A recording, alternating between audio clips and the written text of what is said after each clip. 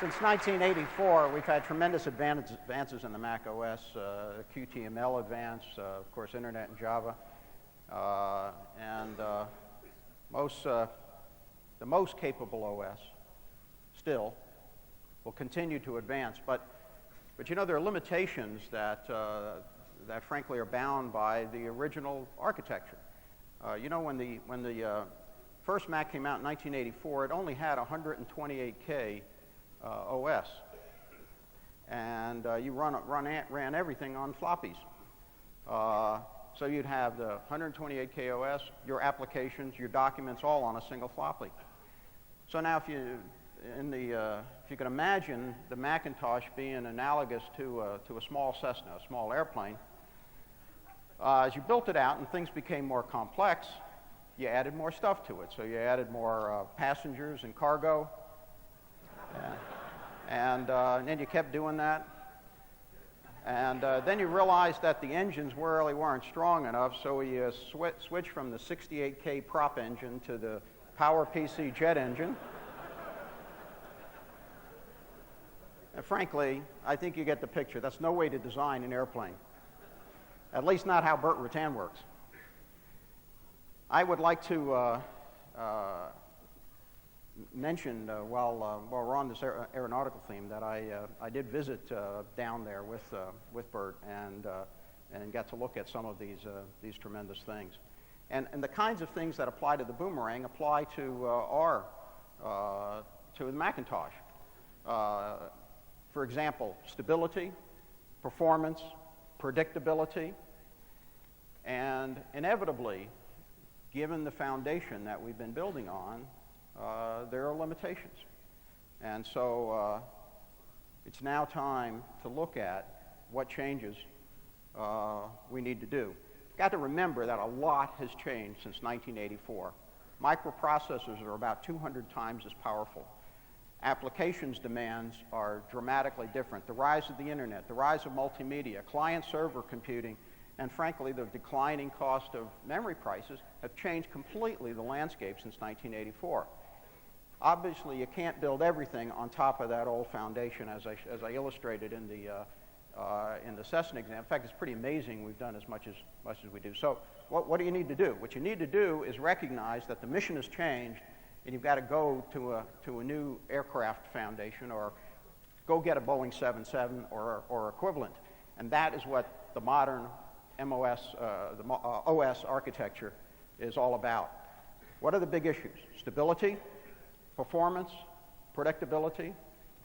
Now, in some ways, the modern OS has some old heritage in it, but frankly, the technology wasn't ready to take full advantage of architectural things we knew about a decade ago until today. And if there was anything that I think characterizes what the impact of great new technology has been, now we can do some of the things we just dreamed about before. So today's hardware is okay, except you can't necessarily deliver modern benefits to all of the applications, and that's an important element. So it doesn't look like a Mac; it looks like starting over, and that's not an option. We wanted to preserve your investment, and so the solution for today's Mac in a modern environment on the same OS core. You want to put the Mac OS System 7 and the modern OS on the same system core, and therefore get the best of both worlds. System 7, in this kind of environment, we've codenamed Blue Box, and you'll hear that expression, and you see it in the picture here. The yellow box is the modern part of the OS, the modern API. But there's also, recognizing the internet, we need Java in here. So let's put in some Java, and let's make sure the machine meets some minimum requirements, preserves your investment, provides stability, performance, and predictability of the modern OS. So this is the model of what we're going to build.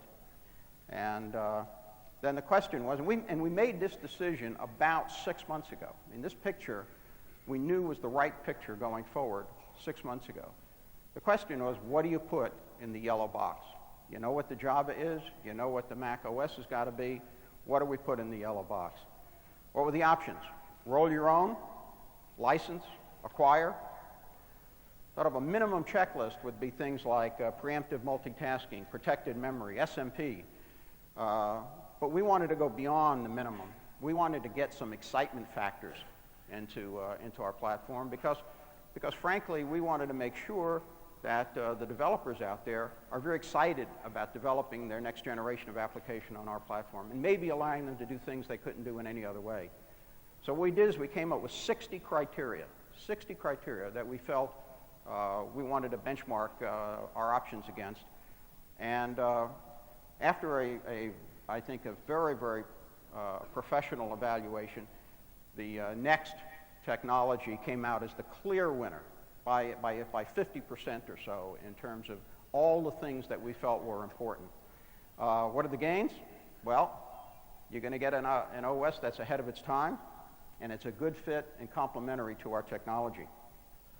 It improves administration, gives you great international capability, gives advanced multimedia, a great internet enterprise story, and rapid application development. And of course, along with the application, we also got this guy named Steve Jobs. I would like at this time to invite Steve out. I would like to invite Steve out and have him show you a little bit about what he's been doing for the last decade. Steve?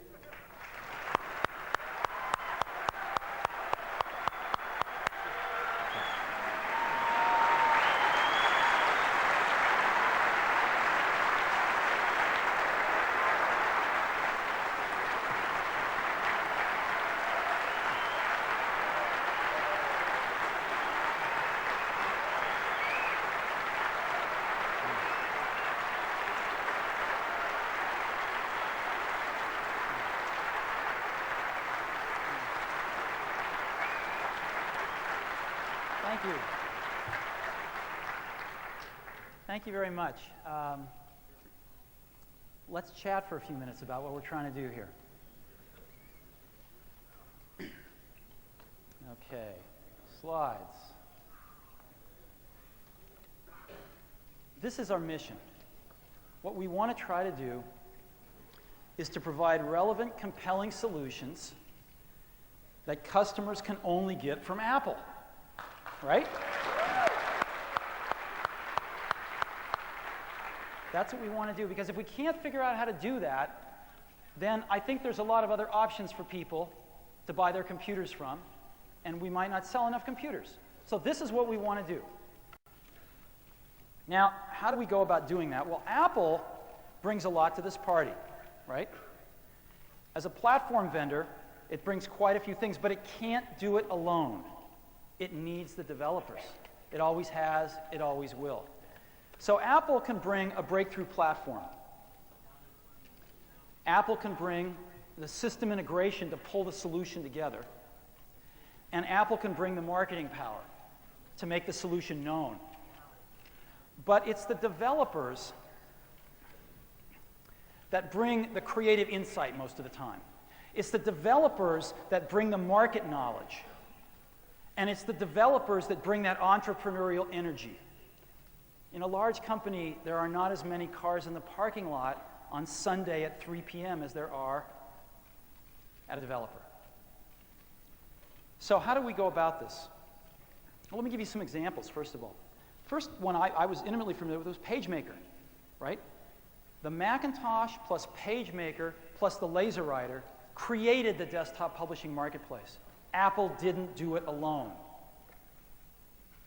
And the reason Paul Brainerd chose to develop PageMaker on the Mac wasn't because he wanted to, it's because he had to. There wasn't a choice. There was no other platform that could have supported what he needed to do. Another example here, Director, right? The Macintosh and Director and QuickTime has what's made the edutainment market. It created this whole new marketplace. Again, it wasn't Apple doing it alone. It couldn't have done it without Director. So we've got to get the spark back with the developers. And you guys have to stop making me blind, or I'm going to fall off the stage here like Bob Dole. Thank you. So we've got to get the developers back. Now, how are we going to do that? What's our strategy to do that? It started off, I'm not going to go back to the Apple II days, so we'll just start off with DOS. Now, if you're a developer, you can build an app. Let's use the metaphor of the floors of a building. You can build an app that's 3 floors tall. But you can't build an app that's 10 floors tall, because you've all read the Mythical Man Month. What happens is, as your software team starts getting bigger, it kind of collapses under its own weight, like a building built of wood. You can't build a building built of wood that high. So let's say you can build a 3-story app. Well, that means if you start off with DOS, you're on the 1st floor, you can deliver a 4th-story app. Okay? Well, what we did with the Mac was we had an OS that was about the same as DOS. But then what we did was we put this thing called the toolbox on top of it that lifted the developer up to the 5th floor so that they could write an app like PageMaker, deliver an 8th floor app on Mac, because they started at the 5th floor, that they could never, ever, ever deliver on DOS. And that's why all these wonderful apps propelled Apple into these exciting markets over the years. But there's a problem now. And the problem is a very simple one. It's called Windows.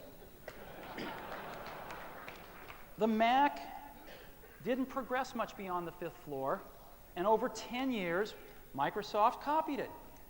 And now they can offer a developer, you squint your eyes, one's a little better than the other in some areas, but you squint your eyes and they're basically both 5th floor. That's not good for us. It's even a little worse, because they've been a little ahead of us in getting a multi-threaded, multitasking operating system underneath Windows. And that's arguably even better for the developer. So here's what we have to do. What we have to do is bring out an operating system that's even more advanced than NT. And this is not easy. This is not easy to do because these operating systems are very complex. We forget many times that it's taken NT 8 years to get where it is today. 8 years. So to do this, we can't do this overnight. And fortunately, we've got one that has been battle-tested and is ready for the challenge. But on top of that, we're going to put something called OpenStep.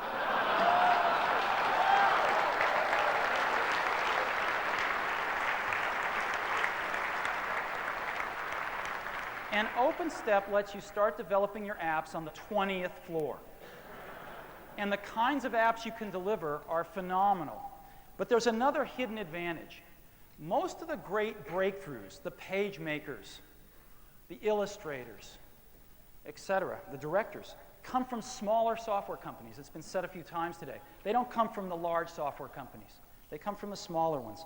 And one of the greatest things is that using this new technology, 2 people or 3 people in a garage can build an app and get it from concept to market in 6 to 9 months that is every bit as feature-rich, every bit as reliable, and every bit as exciting as a giant software company can do with a 150-person team.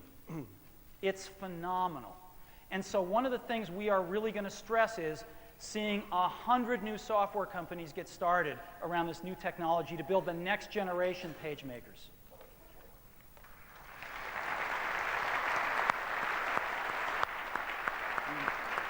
I'd like to take a moment and descend into some of the details of what this stuff is, at the risk of boring you. The first thing is it's an operating system. We call it Mach OS. It's a version of Unix with the Mach kernel in it. It's very, very advanced, and yet it's very mature. We've been shipping this for over 5 years into mission-critical enterprise applications. I get calls at 3 in the morning when this thing breaks. And believe me, there's a lot of scar tissue in terms of building up a reliable, mature OS. Microsoft would confirm this. It's got multitasking and multi-threading, symmetrical multiprocessing, all the nice things. Very advanced virtual memory, very fast driver creation. We actually applied the object-oriented technology to write drivers so that we can write drivers literally an order of magnitude faster than for any other operating system we're aware of. It's tuned for real-time media, and I'll demonstrate some of this a little bit later on, obviously very important for the markets that we're in.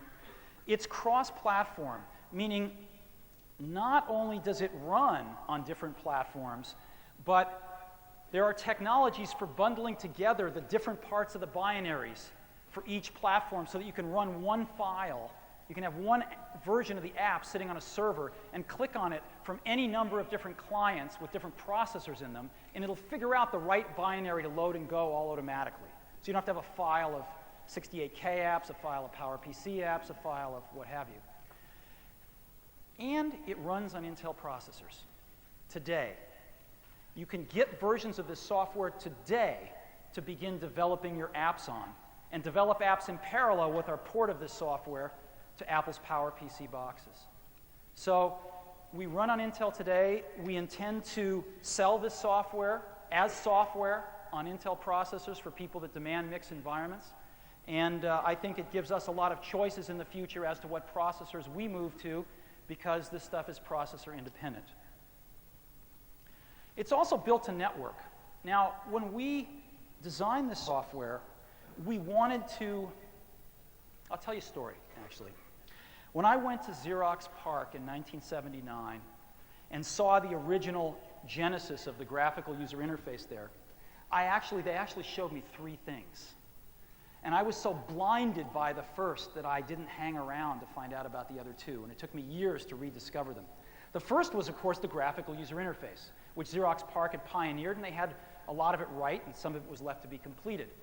But the other 2 things, the second one was object-oriented programming. They had it all running back in 1979. And the third was networking. They had several hundred Altos hooked up with network printing, network file service, email, all in 1979. If I just stayed for another 20 minutes. And so unfortunately, we never designed the Mac to be a networked citizen.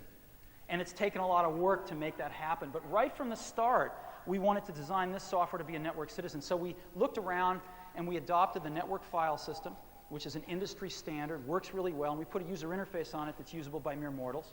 We've integrated the DOS and the Mac and the network file systems. It's internet ready. As a matter of fact, Tim Berners-Lee, who invented the World Wide Web, as you know, at CERN in Switzerland, he did it all on NeXT. Invented the whole World Wide Web. A lot of things like the best email system on the planet as well. Then we get to the upper layers, OpenStep, an incredibly robust, dynamic, distributed object model. So that not only can you connect components in an object-oriented way, you can build them in an object-oriented way. And this is one of the core attributes of the system we're going to have going forward. The richest, most robust, dynamic object model. We use display PostScript to get to the screen. There are some tremendous benefits in that, not the least of which is what you see is really what you're going to get on the printer. And not the least of which is that developers only have to learn one graphics language, and that is PostScript. Some very powerful application frameworks, persistent object frameworks, media frameworks, and all of this we'll be rolling out the details of in time, but you can get a copy of today if you want one running on Intel boxes. The user interface, what we found was when we designed this user interface, when you design a user interface for multitasking and transparent networking, it's different. And you have to deal with those issues. And I think you'll be very pleased at what we've done there. A totally unified navigation of a network file system, Mac file systems, DOS file systems, NetWare, etc. Full drag and drop, system-wide things like text and color and printing and faxing, all those things just come in every app and they work exactly the same way. An extraordinarily internationalized system. We've got the best kanji system in the world. And I think that that's going to come in very handy as well for developers who want to sell internationally. On the internet, Apple, as part of the deal, is getting some extremely advanced web server software called WebObjects, which we're going to continue selling. And I think that is going to propel Apple into the forefront of web application server technology. And just to, again, stress the maturity angle, these are just a few of the customers that are using this stuff today. And our goal is to make that millions of people in the next 12 to 24 months. So again, what our goal is to be one of the world's strongest brands offering compelling, unique solutions in concert with our developers to the consumers, education, and enterprises. That's the goal here.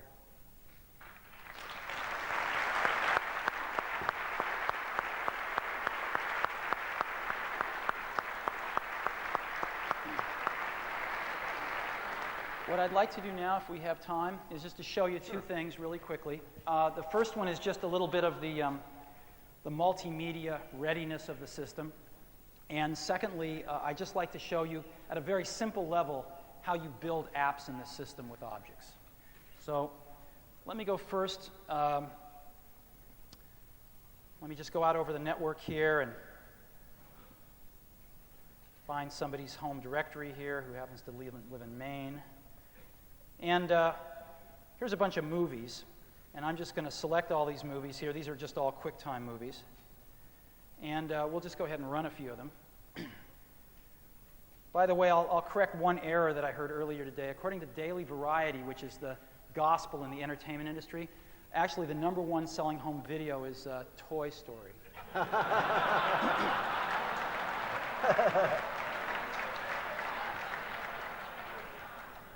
I'll just move all these around and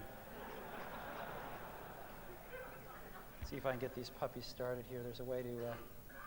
Jordan. Bugs Bunny this holiday season.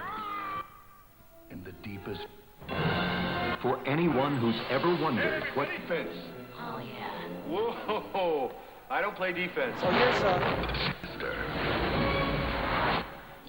You were expecting maybe the Easter Bunny? is a rabbit, a duck. Here's 5 QuickTime movies running. We've had up to about a dozen of them running at once. And here's some mail running as well. I guess they've cut the sound off. This holiday season, take off on an adventure. In the deepest... This holiday season, Jordan. And we can be doing all sorts of things at the same time. So we have a very multimedia-ready system here. Let me show you one other thing, too. Let me just go ahead and grab a clip out of this thing. Let me go ahead and take a mail message just to show you drag and drop here. And I'll just grab this. And Space Jam. And Ivan. we'll take a scene out of Space Jam here. And we'll just grab it and drag it over and mail it to somebody. So the entire system's fully drag and drop, and everything is very fluid in that way.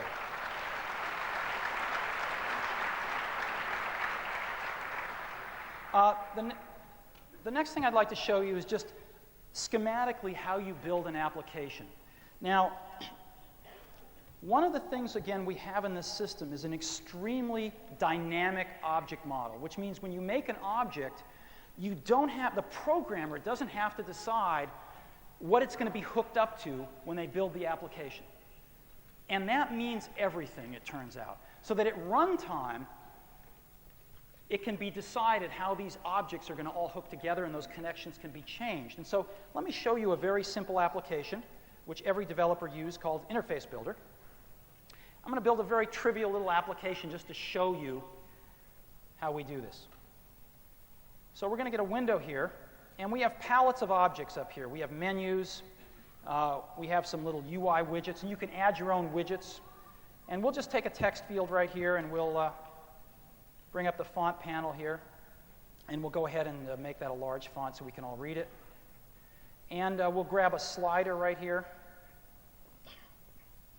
and we will go ahead and set that slider to just have a value from 0 to 100. And we will then make a connection between that slider and the text field by dragging a line. And a panel will pop up, and it'll go interrogate that text object and show me all the messages that text object can understand. And we'll pick one that says, take the floating point value. And now, we don't have to compile anything because we're not generating any code. We'll just say run, and these objects will run themselves. And now when we drag the slider, we'll get values from 0 to 100. And what's happening is these objects are just communicating at runtime.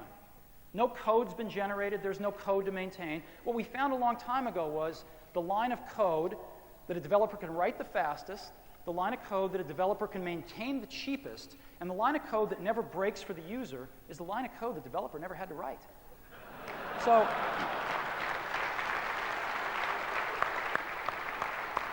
the goal here is to literally eliminate 80% of the code that every developer has to write for their app, because it's in common with every other app, and let them focus on just the 20% of their code that's unique and value add to their app.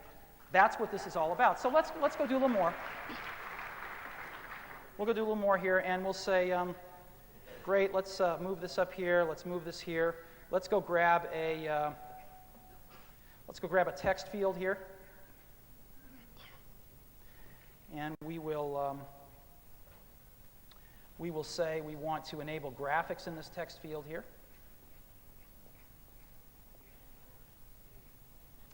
And we can then go back to our application and just run it.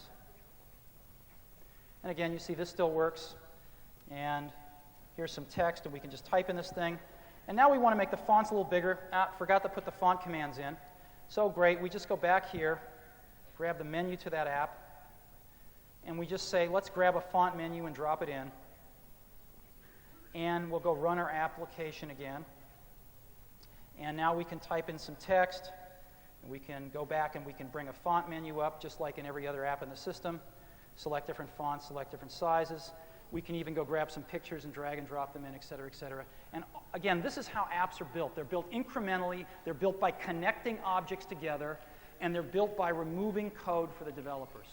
So that's pretty much what I wanted to show you today. And the NeXT team certainly looks forward to being integrated into Apple and to working with all the great people at Apple to come up with a next generation system that I think is going to be truly a breakthrough. And the great thing about it is that you can get your hands on it today to start developing applications, so that when we start shipping this stuff in less than a year, your applications can be ready to roll on it. Thank you very much. Thank you, Steve. Thank you. Great. Perfect. Thank you. Huh? Okay.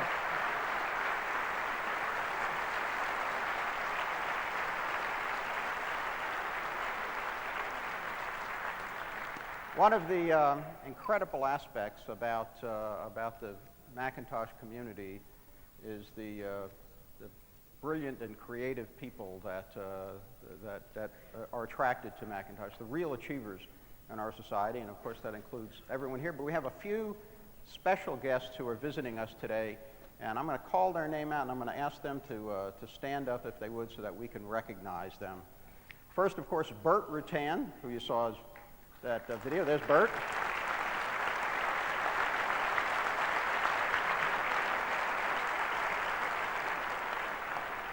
I think we have Phil Quigley, who's chairman of Pactel.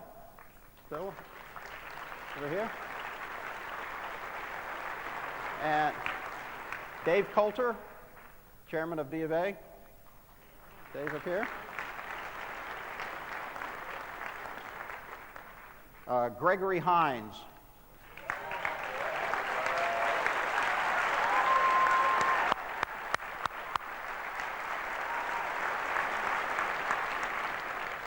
Sinbad.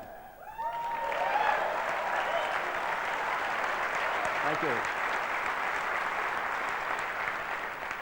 Howard Bingham. There you go. And one more guest, someone who has an incredible talent to touch the hearts of people. And I, like you, watched as he successfully touched the hearts of about 3.5 billion people. That is Muhammad Ali.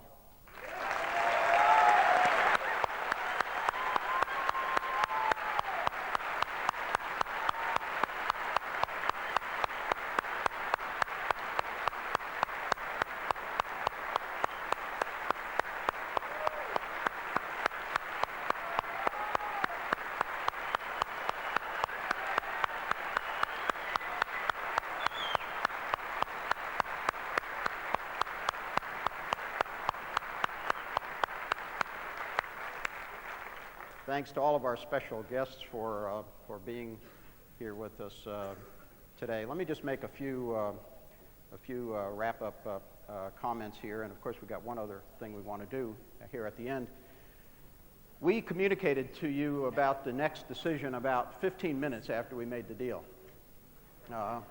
And as you can imagine, there's still some loose ends that we need to iron out. And we're going to take the time between now and the time the transaction's closed to work out those details, so you'll be hearing a lot more. But remember, the goal that we set out was to build that picture that I showed you. And a key part of that picture was compatibility on the one hand. That was the retrospective, as well as a foundation for the future. That's the new OS and the Java world. And therefore, the answer, of course, is that yellow box is going to be NeXT technology. And that's where we're going. We're going to fuse the best of Mac and NeXT. And we're going to continue to create new technologies on top of it, as well as some of the old ones like OpenDoc, QTML, display PostScript, and whatever else comes after that. And of course, the unique Apple look and feel, which will be a synthesis of what we've got for the Mac and what you've seen just now in the NeXT environment. The blue box and that picture is all about compatibility. And our goal is simple.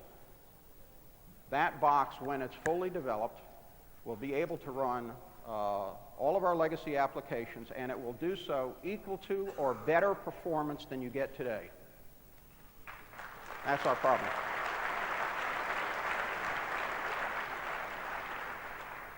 There'll be one exception to that, and that is applications that do direct calls to the hardware will have to, of course, be changed because they interact directly with the core OS, which is evolving.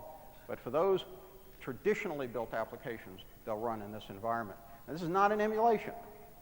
This is a full-blown host Mac OS capability, and it has the same source code, and as I said, the performance will be outstanding. System 7 enhancements will be delivered directly to this new OS, and what we're going to call this new operating system is Rhapsody. And it's going to evolve through a series of releases, and you see that here in the picture. Right now, we're going to stay with that 6-month release cycle that we've been talking about. That's the new pattern that we're falling into in the company here. I want to stick with it. So we will have our first release mid-year for developers.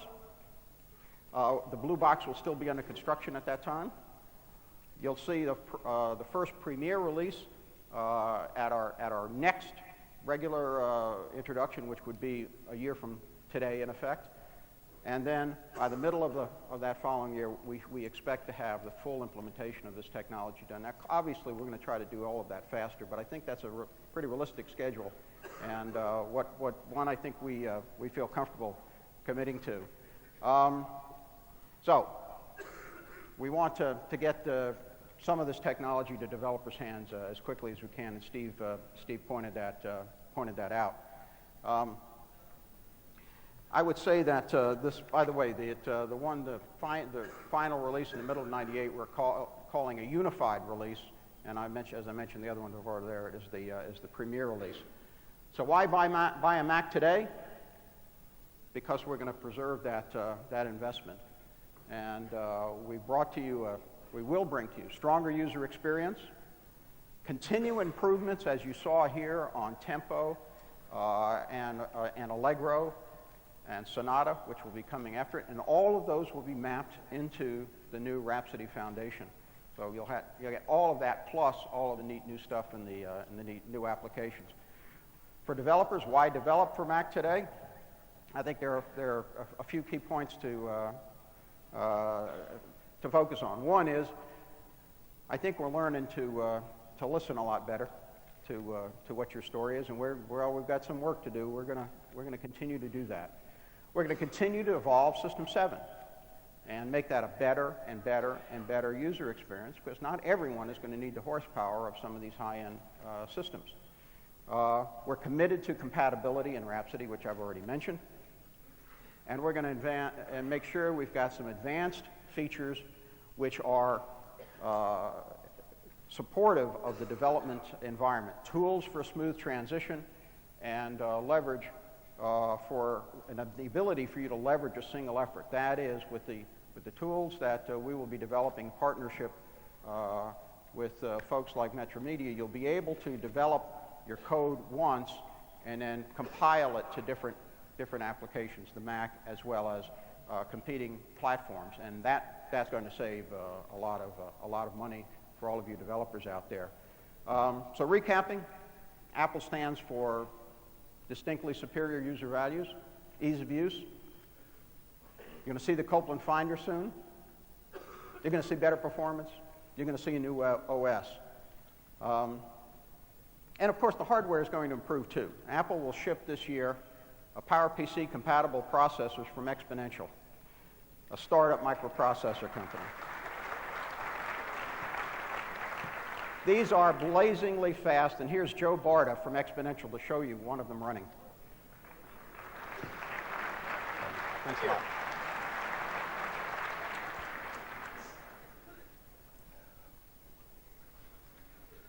Well, I didn't know I was going to be following Steve Jobs.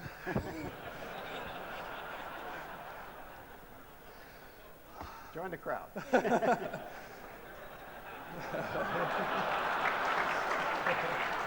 Okay.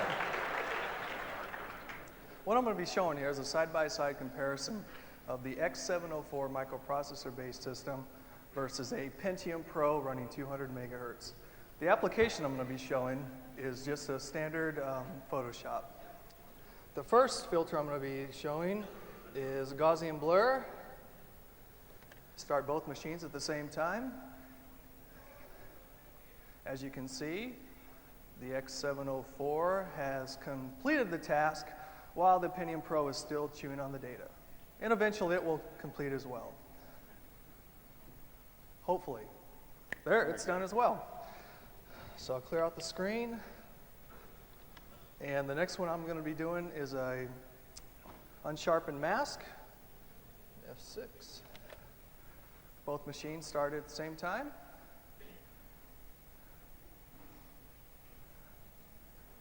The X704 system is complete while the Pentium Pro is still working. Now this machine is running 450 megahertz as well, but so when we start shipping product to you at 533, this thing will even be faster. Oh, the Pentium Pro is just completed. Great. That's all I have. Thanks, Joe. Thank you. Thank you. Looks great. I'm a Photoshop user myself, so I can't wait to get my hands on that. You know, there's one other value that I haven't mentioned yet in all of our discussion. Of course, that is industrial design. And we want to push the limits as we decided to celebrate our 20th anniversary. And it just turns out that we have some special people here who probably have earned their 20th anniversary pin. And we wanted to do something extraordinary. So first, I'm going to invite Steve Jobs to come back on stage. Join us.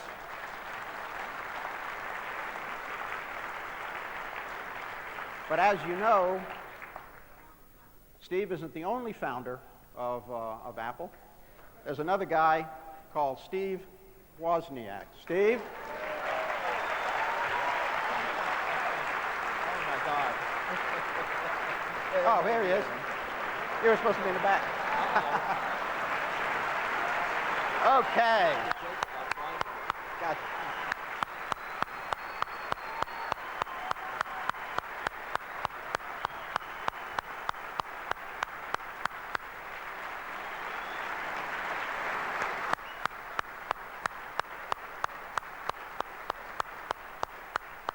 And we have a special gift for them, and to conduct that, I've asked Sajib Chahil, our Senior Vice President of Marketing, to take it over. Sajib? Thank you. I, like everybody else in the audience, have had many dreams come true thanks to both the Steves here. And I think beyond my wildest dream was to ever stand in stage of people that I and all of you admire so much. And Gil had given me the task that we must do something so extraordinary that we can inspire our customer base everywhere else. And a line, I think, two lines we took from Steve Jobs. One about the journey being the reward, and the other one was from both of them about doing insanely great products. So it is my delight and honor here to share with you an insanely great product.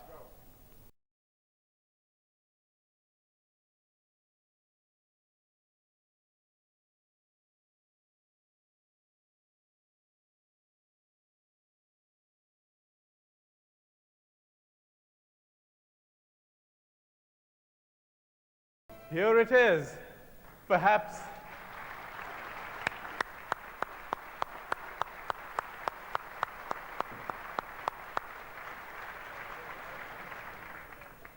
this is the ultimate in integration of hardware, software, of technology, of industrial design.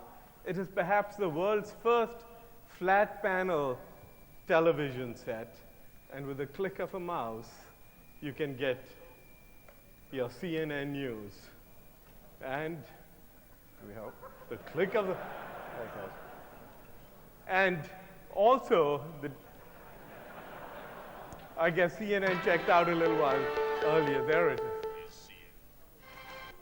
I didn't do my sacrifice to the demo gods earlier. But CNN looked very good, and they said the floods are over. Also, it is one of the greatest audio, FM, stereo, CD audio experiences you could have.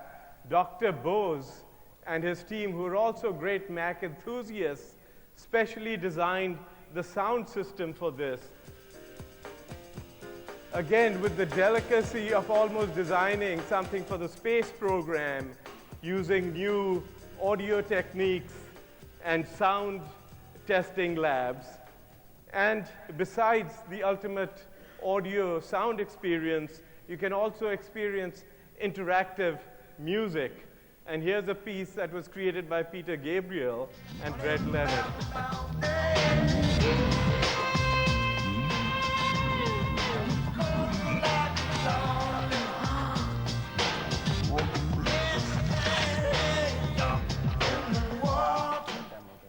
And besides the world of entertainment, you can enjoy information. You can fly through the information highway with technologies, as you saw earlier, the hot sauce technology, and you can cruise through the World Wide Web, and you'll watch it on the screens up there, and you can go find a hot news site.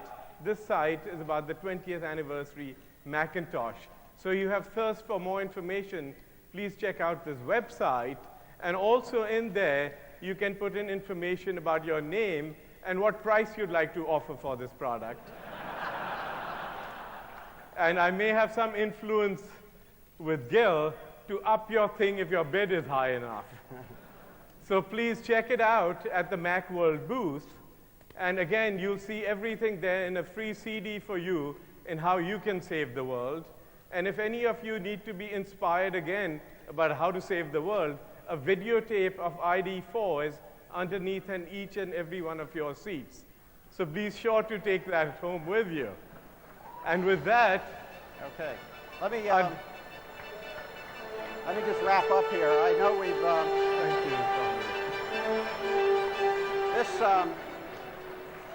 we're going to give two of these to the two Steves, and all we have to do is sort out who gets which serial number. And the tradition on that, as you may know from the story, is Steve Wozniak got badge number 1, so we're going to give him serial number 1. Steve Jobs took serial number 0. So he's got that. Thank you. This is, it's been an incredible day. I know we've been over our schedule, but we had a lot to cover, and I apologize for that, but I felt there was so much important going on here that I didn't want to cut any of it out in an effort to show you what's coming and where we're going. This is, the future has just begun. We're going to be building on what you've seen today, and as we said earlier, the reward is in the journey. Thank you all very much for being here.